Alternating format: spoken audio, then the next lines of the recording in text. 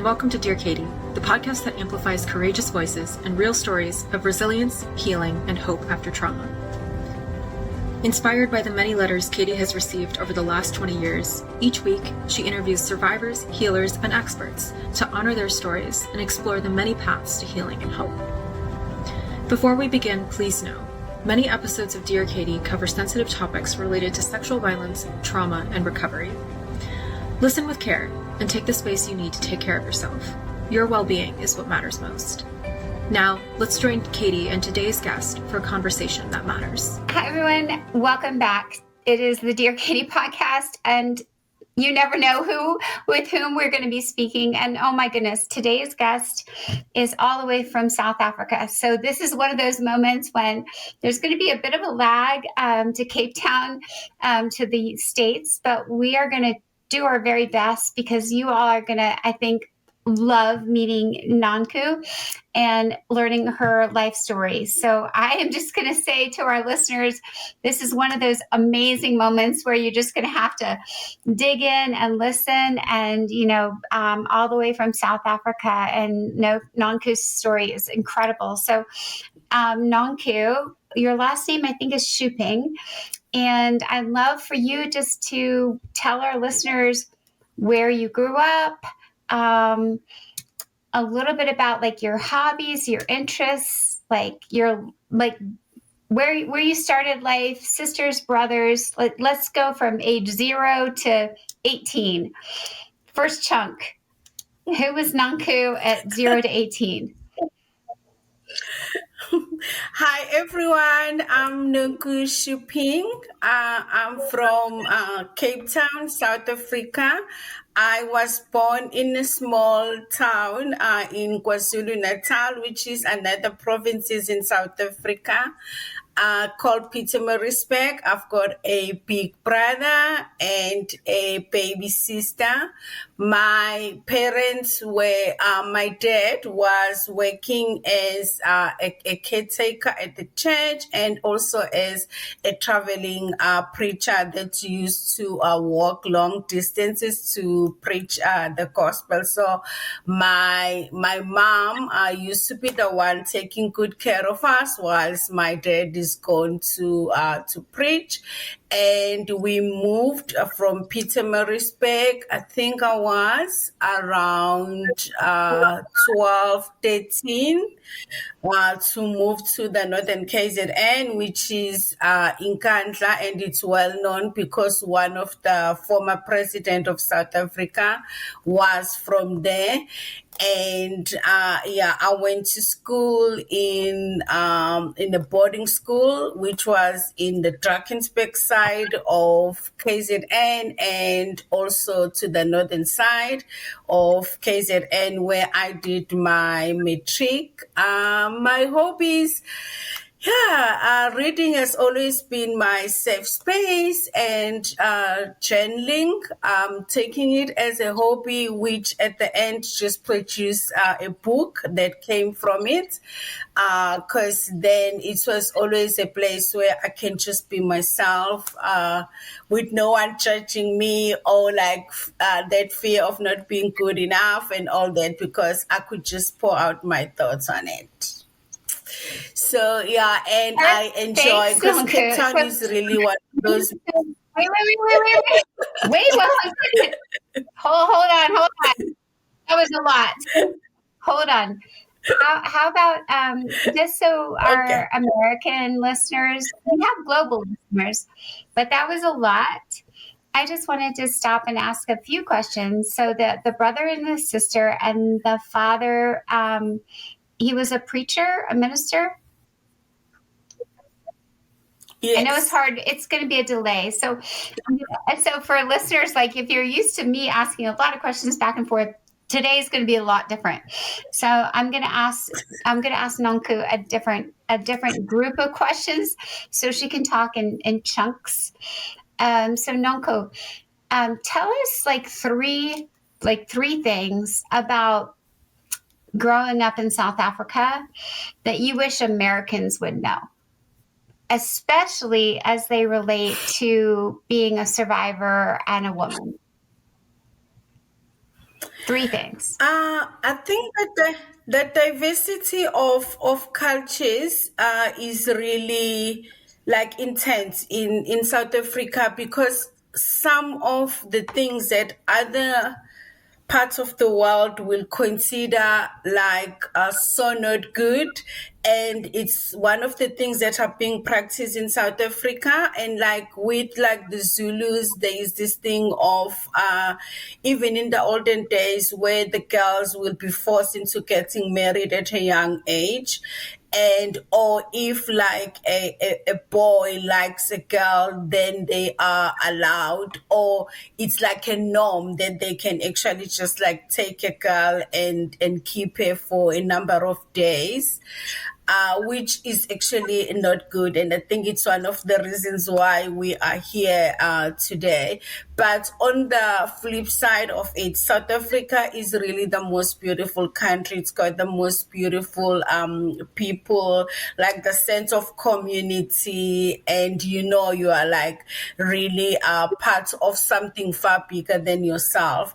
And there is an African saying that goes like, it takes a village to raise a child. And that is really how it's like when the community comes together and just like become one and with one mission.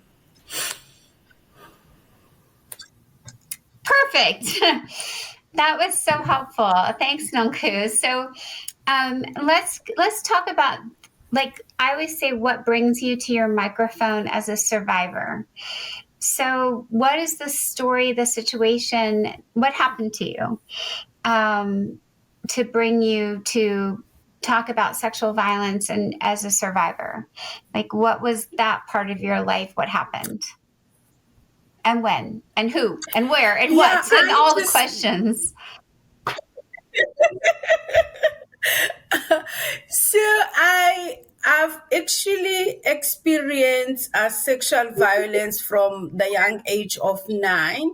But for this podcast, I just felt I wanted to share about what happened when I was 18, gonna be 19 years old. That time there was a black on black violence in South Africa. It was just before Dr. Nelson Mandela, who became the president, was released from prison.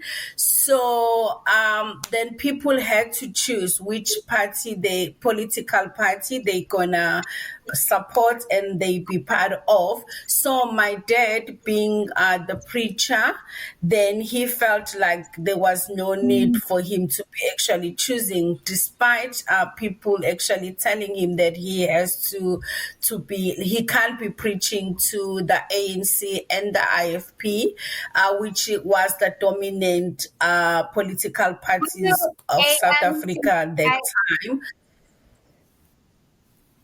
Yes, it's African National Congress and Inkatha Freedom Party. Thank you. Perfect. Okay, then keep going. Sorry, I just wanted to, like, Americans sometimes they don't study. That's all right. It's okay. So it's wonderful. Thank you. Thank you, Katie, for making me feel better, because right now I'm just not. So on this one particular evening, yes, then 4 gunmen just came to the church where he was in town, and where I was staying at that moment, and they kidnapped me and they threatened to kill my dad. And so they laughed with me. They just threw me in a combi that was waiting, which is like a taxi or like sort of a minivan.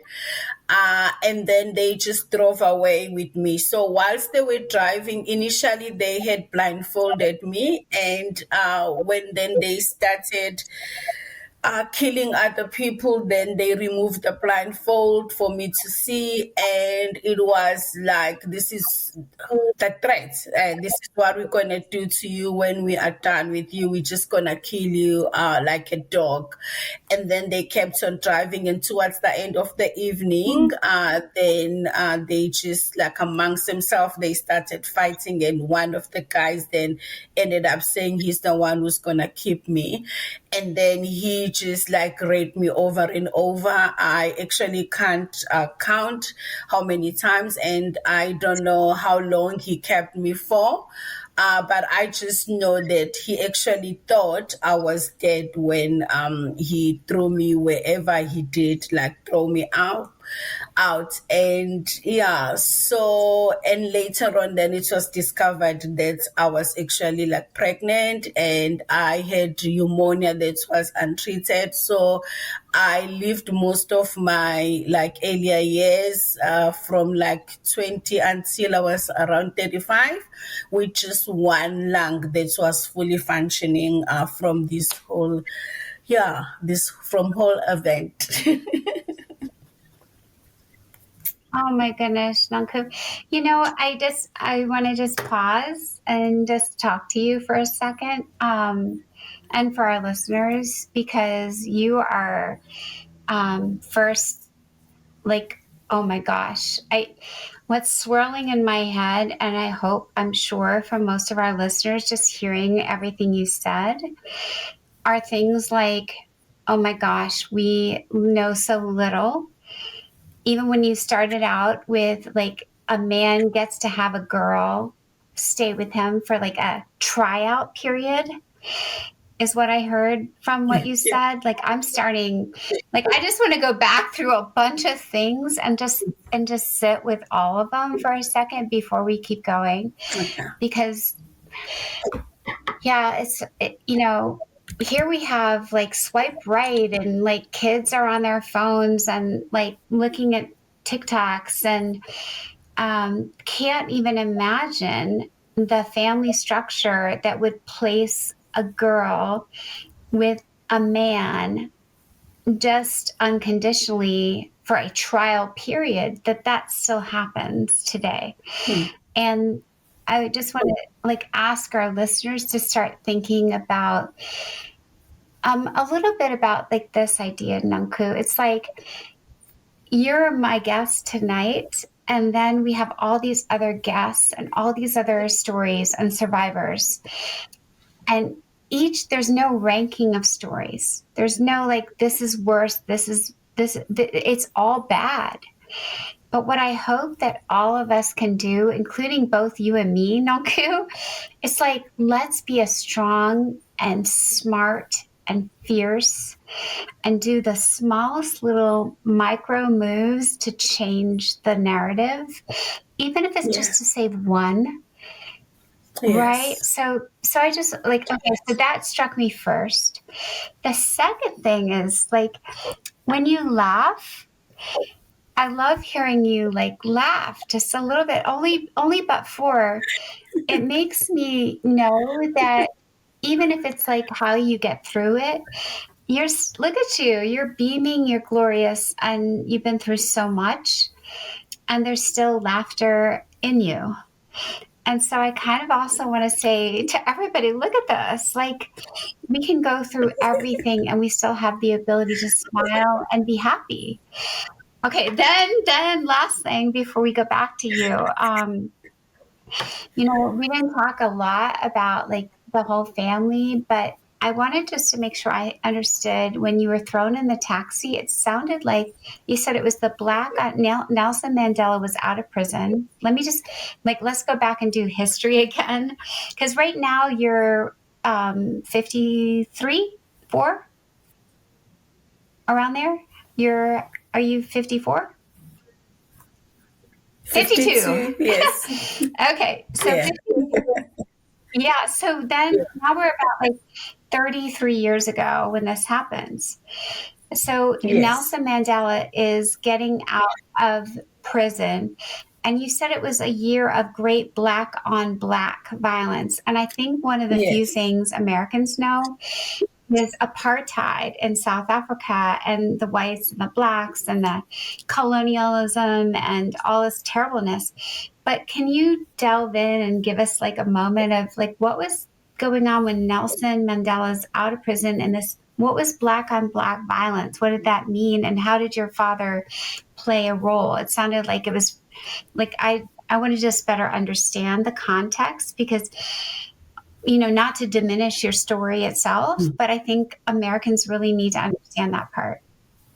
Oh, okay. So before he was released, there were announcements or there were talks that he was going to be released. And from my understanding, then South Africa needed to have a party for the black people because he was black that now is going to like be a ruling party. But obvious ANC had always existed because Nelson Mandela was ANC before he went to prison. But also there was another political party which is called, it's still in existence, it's called Inkatha Freedom Party. So this black on black violence was coming from that place that these two parties, which were all led by black people and were for the black people, now we're fighting for power. Or also obvious then people didn't understand what was really going on behind it because it was going to be for the very first time that everyone above the age of 21 in South Africa can vote, because before no, only if they were voting, it was only the white people. But then when he was released, everyone was going to be expected to vote. So one of the things they were fighting for was for supporters, that now, so between the IFP and the ANC, who's going to gain more supporters. But then the way it was done is, then if you are in a place where it's ruled or there is more ANC supporters and they ask you to join and you don't, you were actually like killed. So I know some families that a brother will kill a brother because one is IFP, one is ANC, or like an uncle killing, like so. A nephew and stuff like that. So families were even like killing each other or were turning against each other because that's what they were taught. So if I don't believe what you believe, you are my enemy. So my dad then, because of his position and his belief as a preacher man, then that he didn't need to choose a party. So for them, that's on its own, because then he was like, for everyone, you had to choose. So because he didn't want to choose, then that was the punishment. If that's like, for the lack of a better word, then they had to show him. Yeah. Okay. And so that the night that you were kidnapped, it sounded like your father was preaching and you were there. No, yes, no, he was not. So because of the violence, we had to move away from our home for safety, and the church that he was working in was in town, which is like in the city. And then so that's where I was for safety purposes, and then just be with him there, because that was one of the safest place to be than the villages where they were killing people. And also my mom and my baby sister had moved from Pietermaritzburg to another place, to another village where it was safer than where we were. And was your brother with you then?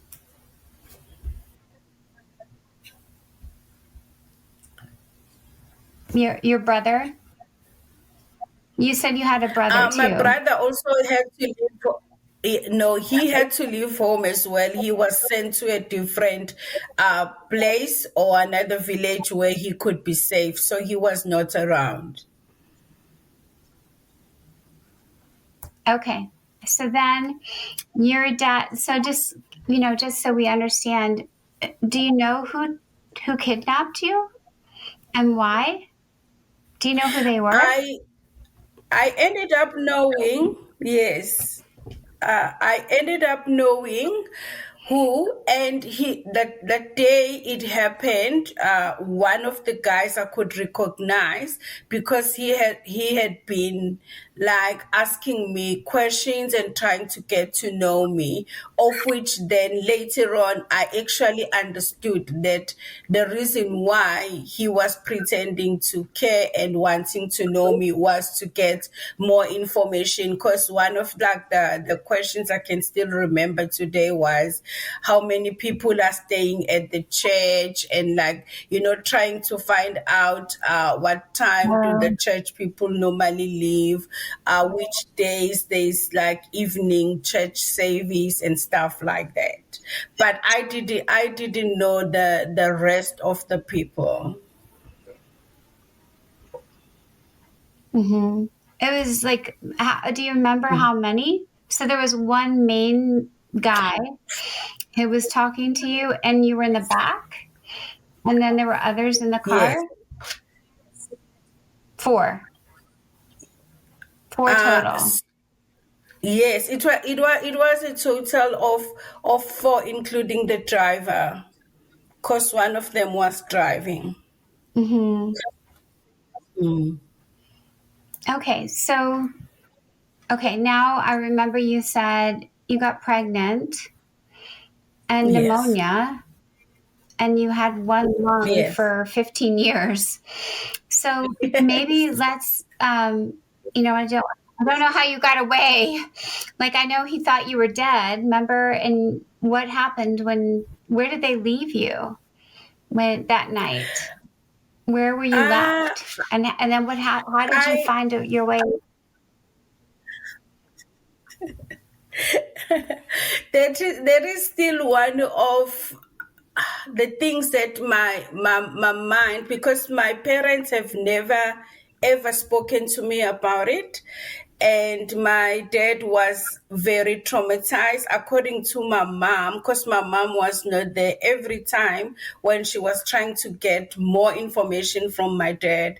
My dad would just not say anything, and my dad died 18 months after that, in his sleep.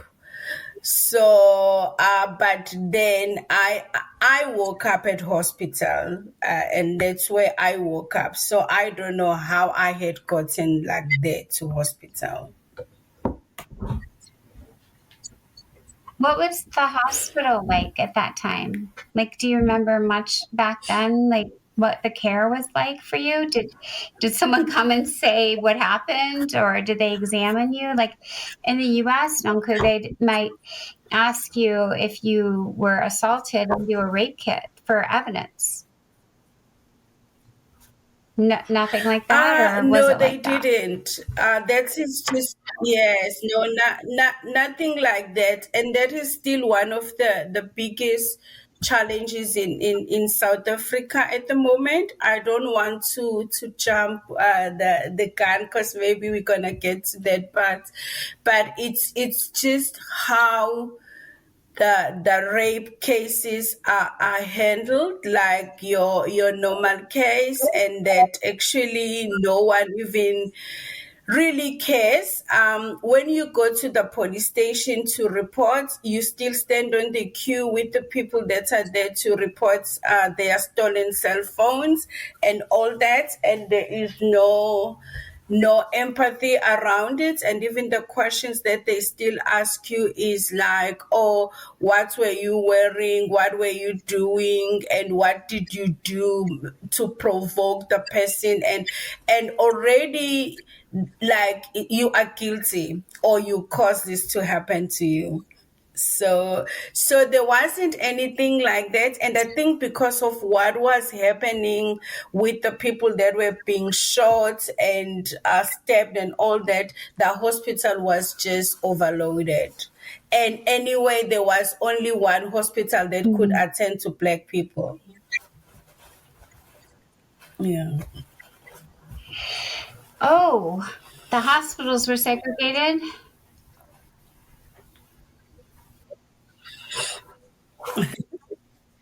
You froze for a second. Yes, they were. Let's keep going. Let's keep trying, Nonku.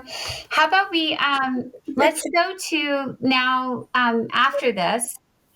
I just don't want to lose you because I know the connection's tough, but let's do from when this happened. You said for 15 years. What happened from like 19 to 35? Yeah, that was just I actually think I stopped living. I was just existing, going through so much. Because after losing my dad, I also lost my mom, and then I had to learn to mother my son, who my mom had taken good care of while she was alive. And I tried to commit suicide a number of times. And at some point, I was seeing a psychologist, a psychiatrist, but none of those things were just working for me. And yeah, so the only time I got my breakthrough was when I moved to Cape Town, and I became a part of a very lovely church, and the pastor there was my safe space. And not just him, his family as well. And then for the first time, I could actually share with someone what I had experienced. Wait. Who's he? Explain that part. Who was your safe person? He was a pastor. Sorry. He was a pastor of the church that when I moved to Cape Town, I became a member of. He was originally from the UK. And he was... Yeah, they moved back to the UK now. Yes, yeah. Okay. And then just another question. You mentioned your son, your mom was taking care of your son. Was this the son from the rape? Yes. That's a son that was conceived, yes, from the rape, yeah. And is he alive right now? Yes, he is alive. Is he alive? And he is...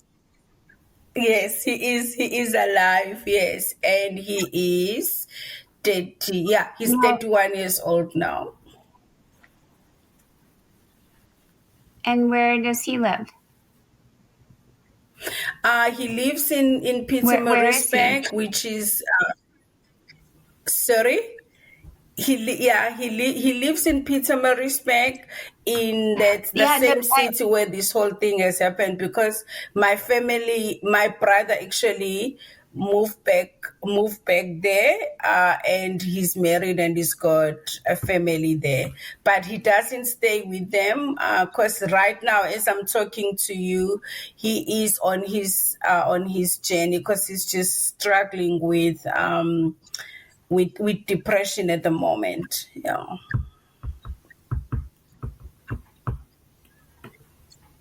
Oh, did you tell him how he came to be? Yes, I had to tell him when he was 10 years old. That was the first time he got to know that I was his mommy. And during that time, my mother was still alive. Yeah. So, because how did you tell him?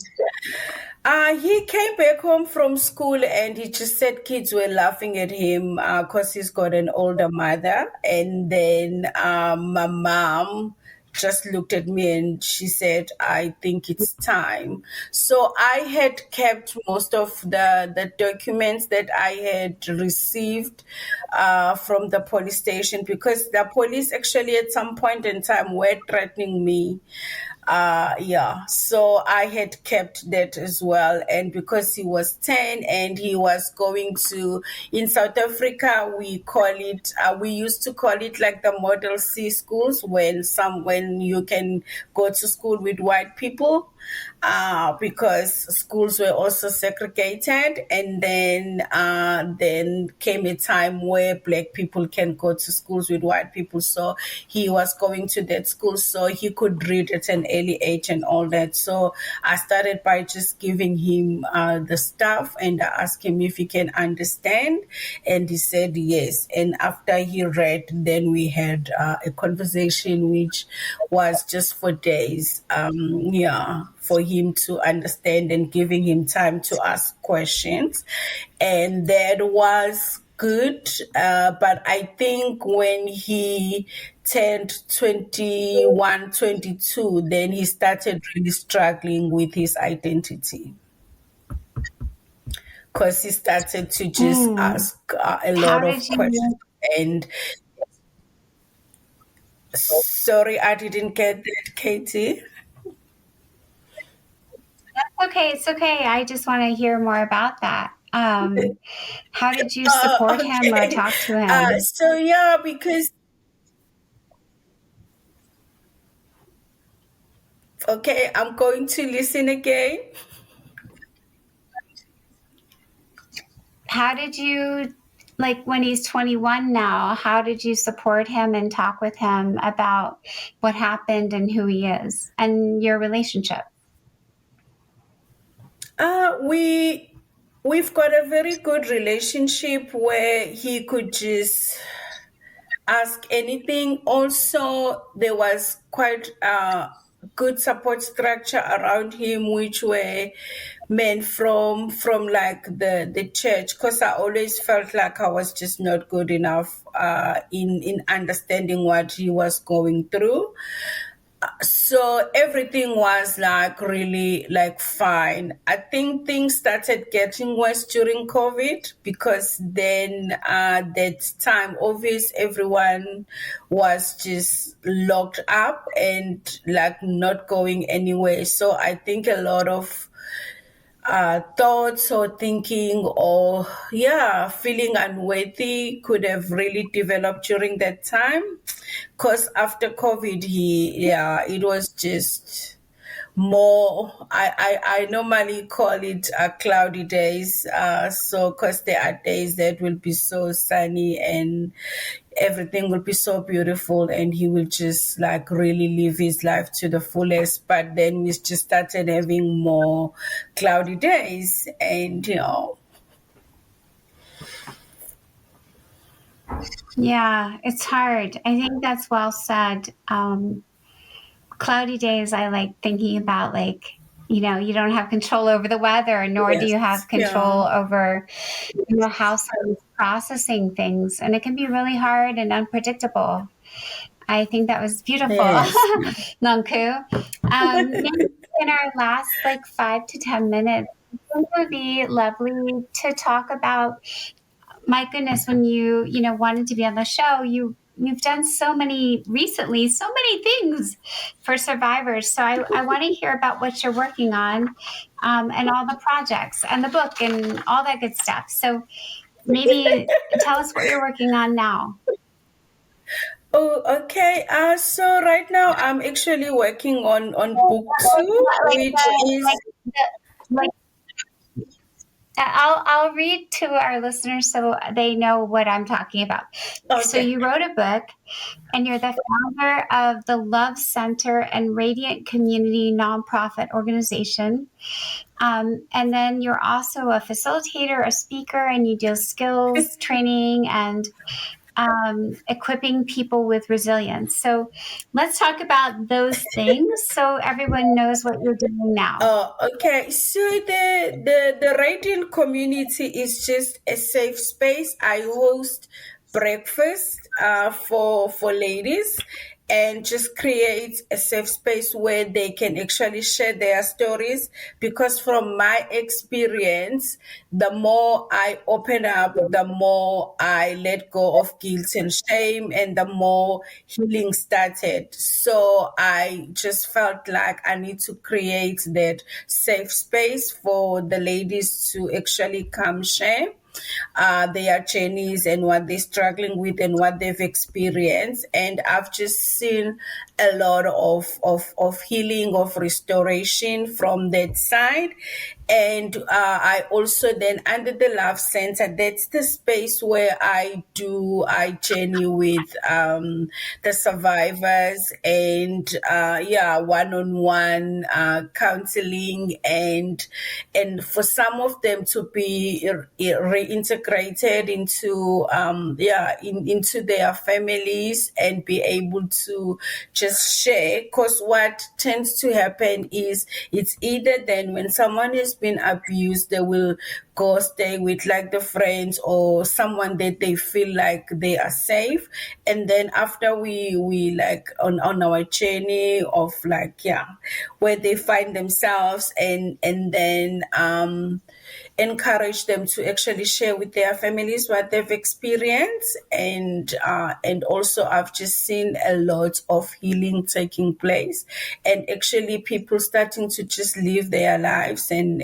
like and thriving in who they were made to be, and also just being comfortable in building relationships. And I'm also under that working on a documentary right now, because in South Africa, every 12 minutes, according to the stats, a woman or a girl is being raped. So we're working on something with my friend that we just want to change the culture of sexual violence, how everyone is seeing it, because it's not about the event. Yes, the event has happened, but it's actually about how you have to live your life after the event, the things that you have to cope with, the things that you have to deal with. And actually, from the engagements that I have on like either a group or on one-on-one, most of them, the survivors, they will tell you, oh, I left my body during like this time, and this is how I used to deal with whatever was happening to me. And then so actually, by doing that, leaving your body, you're actually not living. So then how to move back and to just live your life to the fullest, and be you, and get rid of the heaviness that you carry. And another thing is the stigma that comes with it, that people feels like, oh, if anyone can know what happened to me, or if I speak about it, this is how I'm gonna be treated.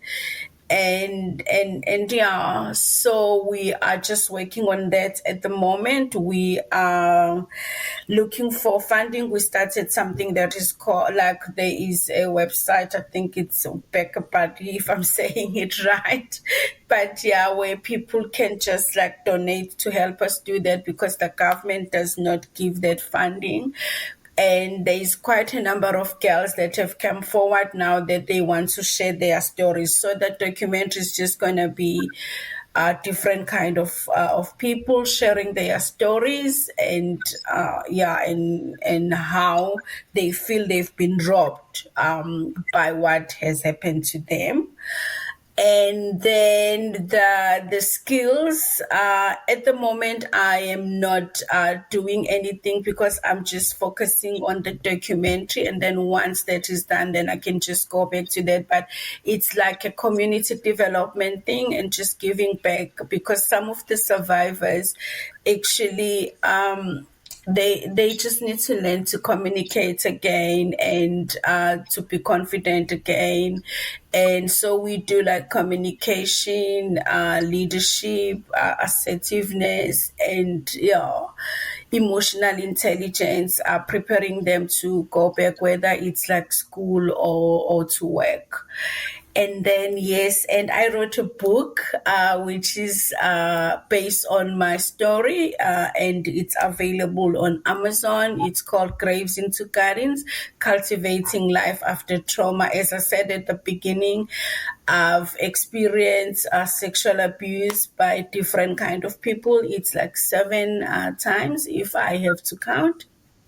by different people. So I share more on my book about my experiences, and it's like raw, because I just felt like I need to be honest and open about it. So yeah, and now I'm working on it's like, it's not really book two, but it's linked to the book, because a lot of people have been like, how were you coping? So developing something for the survivors that is like a journal. I'm calling it a healing journal, where you can just see where you feel, where you're finding yourself, and be motivated. And I call it like a Tuesday reflection, because it's not your normal journal where you can just follow 1, 2, 3, because I believe that healing has no equation, and like what works for one does not work for another. So yeah, in a nutshell, that's That was yeah. perfect. And thank you so much for giving so much of yourself and joining us as listeners. I think we are definitely going to put the book in show notes and check out what you're doing in South Africa. And I know some of our listeners might get a chance to visit. We have college students who sometimes get to do study abroad, and maybe they'll choose to come and say hello and get involved with your work. The documentary sounds amazing. And yes, oh my gosh, you've got all the skills. You know, I was just thinking one last thing. Because of the breadth and depth of all those, you said nine different incidents, but that allows you to process each one and help everyone who's had something close to which one. So you're uniquely gifted, unfortunately, only but for all the trauma, right? So it puts you in this really empathetic, centered position to like better, say, you don't have to say I've been there, but you at least can understand what someone's emotions and the impact might be. So the book sounds like it would be a way for our listeners to learn about lots of different types of trauma. So I love that. And I am so grateful that I won't say came all this way because we're on screens, but thank you for bringing your voice to our podcast. And I really appreciate you so much, and I know our listeners will as well. Any last thing you want to share? Like, actually, this is my only last question. When you have that down moment, the hardest moments, like the dark clouds, remember I just wanted to clouds, like when the dark clouds are all there. How do you go? I just wanted to say thank you so much for having me. When the clouds come in, how do you blow them all away? I frequent your website, and you guys are just amazing. And yeah, I really get so encouraged, even on days where I feel like I'm alone. And then the moment I just go to your page and see what's going on and read, I get encouraged and get going again. So thank you so much for what you do. And I'm really sorry about my network. How I wish we had a better connection, but it's just one of those things. But thank you so much, Katie. No, love, heart, sending all the way over the ocean. Yes, like hearts. So we listen, and I know, you'll get yes, and then I know people will write to you too. So thank you. Your laughter, I will hear it tonight in my head, and your laughter is one of those things like it makes me happy. Look at you. Okay, Miss 52. I love it so much. Thank you for your joy. Thank you so much. That. It's like you got all this radiance, like shining. Yes, and to all our listeners, like my goodness, like you never know what we're going to talk about on the podcast, but it's always such a joy and a delight. And I encourage all of you to keep the journal going, whatever. Like just look at how many episodes and take some notes and go check out Nonku's book. It's on Amazon. they can get you anything, anywhere. So until we meet again, thriving and surviving and being together in our just, our journey is all we have. So thank you, Nonku. Have a great next step, and we'll keep our eye on you as well. So take care and see Thank you you so again at some much. other moment. I'm Bye-bye. certain. Thank you so much for joining us on this episode of Dear Katie. These conversations are never easy, but they're always necessary, and we're so grateful you chose to share this space with us. If something in today's episode stirred something within you, please give yourself what you need. Whether that's rest, support, or just a deep breath, you're not alone. To hear more stories, resources, and survivor-centered conversations, be sure to subscribe and follow us on your favorite podcast platform. We want to hear from you, so please leave us a review and share your feedback. Your thoughts help us create episodes that resonate with listeners. Until next time, take care of yourselves and each other.